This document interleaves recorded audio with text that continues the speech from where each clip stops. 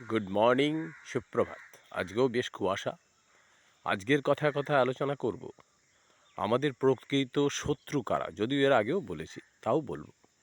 আমাদের প্রকৃত শত্রু কিন্তু প্রতিবেশী, অমুক, বন্ধুবান্ধব, ওরা, এদের মধ্যে নেই।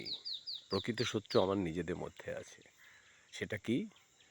সেটা হচ্ছে ক্রোধ, অহংকার, রাগ, তারপরে লোভ।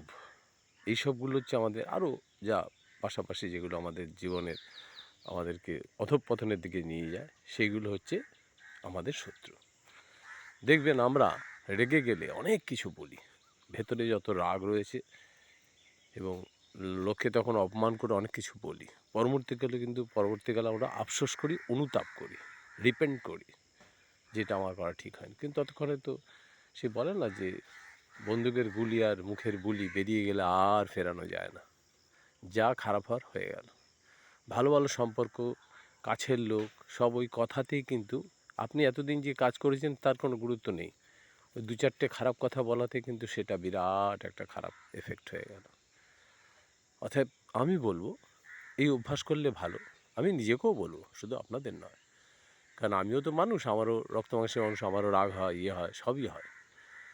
সেটা কী করতে হবে আমার মনে হয়, সেটা আমরা যখন রেগে যাব তখন নিজেই মনে মনে ভাববো, যখন রেগে যাব কিছু বলবো না, চেপে থাকবো, চুপ করে থাকবো, পরে বলবো, এই রকমভাবে মনকে বোঝাতে হবে এখন কিছু বলবো না, পরে বলবো।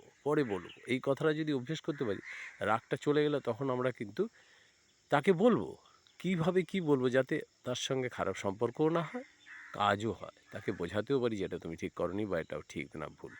ততক্ষণে রাগটা আমাদের থেকে চলে যায়, গুছিয়ে অন্যভাবে বলতে পারবো।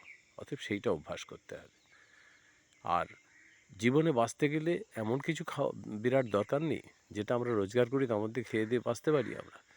লোভকে কন্ট্রোল করতে হবে। লোভকে যদি কন্ট্রোল না করেন, লোভ আপনাকে কন্ট্রোল করবে। আর লোভ আপনাকে কন্ট্রোল করলে চতুর্দিকে দেখতেই পাচ্ছেন, ভালো ভালো লোক বলে যাদের আমরা জানি, তাদের সব জেদে গিয়ে স্থান হচ্ছে লোভ। কিছু কিছু স্ক্যান্ডেলে বা কিছু কিছু তাদের খারাপ মানে সময়ের জন্য হয়, সেটা পরবর্তীকালে নির্দোষ প্রমাণিত হয়।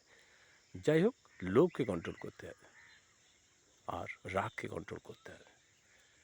অহংকার করা যাবে না, কারণ এই পৃথিবীতে কবে আছি কবে নেই আমরা কেউ জানি না। অহংকার করে, দম্ভ করে কী লাভ? হ্যাঁ, যাকে পছন্দ করি না এড়িয়ে যাব, কথা বললে বলবো, কিন্তু অহংকার করে তার ক্ষতিও চাইব না, তাকে এড়িয়ে যাব। সবাই ভালো থাকুন, সুস্থ থাকুন। আবার কোনো একদিন দেখা হবে, কথা ধন্যবাদ।